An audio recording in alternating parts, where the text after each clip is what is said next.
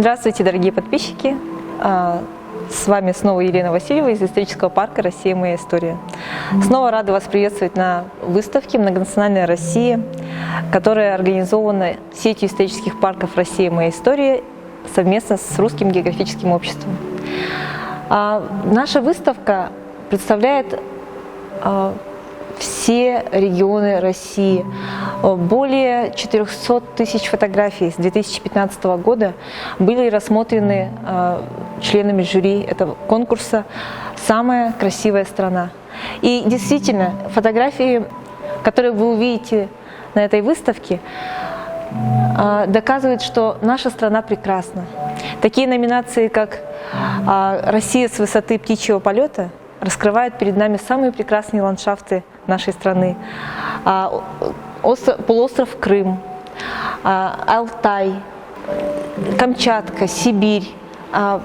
Огромный спектр, обширная география фоторабот и, конечно же, большое количество участников. Около 25 тысяч участников за всю историю конкурса, старшему из которых было 98 лет, самому младшему 4 года. И, конечно же, эти фотографии представляют не только природу России, они представляют все нации, которые живут у нас в стране, то, чем они занимаются, традиционные виды деятельности, их культуру, их наследие, современную Россию, то, каким образом сейчас наше индустриальное общество взаимодействует с дикой природой. Хотела бы обратить ваше внимание на одно интересное фото. Работа Владимира Кушнарева «Охотник».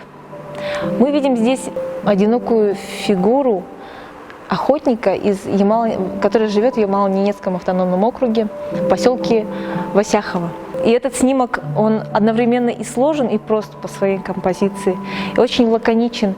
И он создает очень пронзительный образ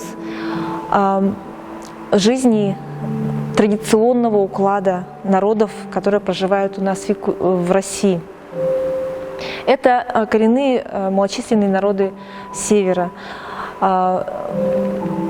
Этот охотник, он не обязательно ненец, он мог бы быть и эвеном, и долганом, и юкагиром. И в каждом этом народе живут традиции, живет то бесценное наследие, которое формирует многонациональную Россию, формирует ее особенность, формирует ее уникальность.